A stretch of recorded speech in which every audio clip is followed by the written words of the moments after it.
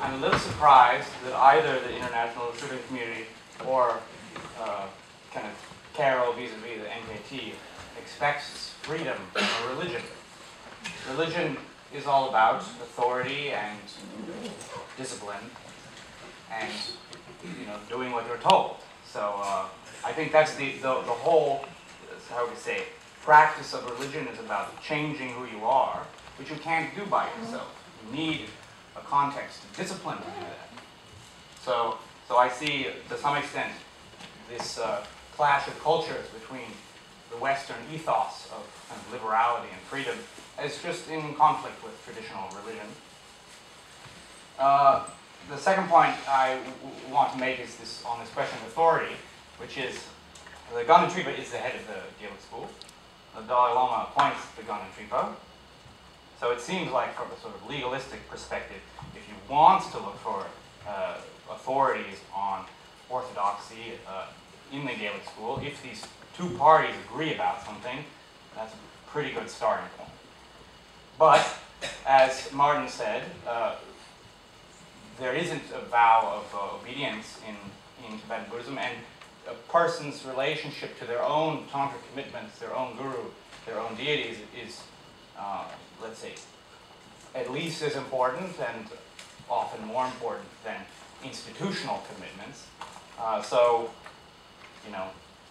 the question of authority we are seeing falls out along those lines. Recently, in circumstances totally unrelated to any of this, to read some of Pabonka's letters in Tibetan, and he says very clearly that only Gaelics will achieve enlightenment, that all other practitioners of all other schools of Buddhism or any other religion will go straight to hell. And in those letters, he did not promote the violent conversion of monasteries, but it's relatively uncontroversial in Tibetan studies that he did that. And in any case, whether or not he personally did, the Gaelic school, is no stranger to violence in the name of religion. I think that's just an important thing to, get on the record.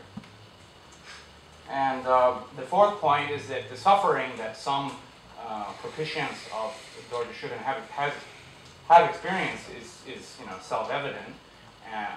Kind of how to quantify that or how to characterize it may be controversial, but it's clear that some people are upset. Yeah, and I think that,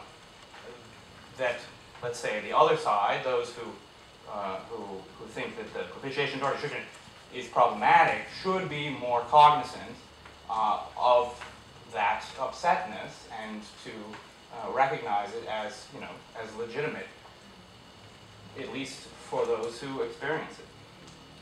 And then 5, I would really like to agree with Martin about the tone in which this controversy is conducted. I felt like tonight went kind of pretty good until we got to the 5-minute pieces.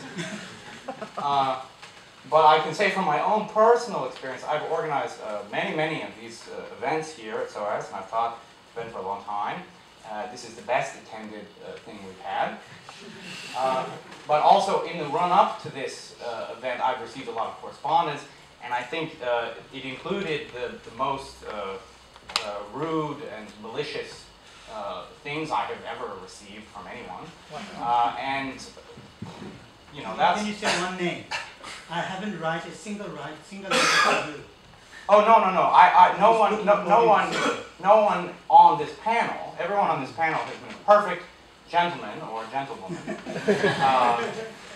I've gotten things mailed to me from California and emails from Germany. I've had people take responses of mine that were intended privately and post them on the internet.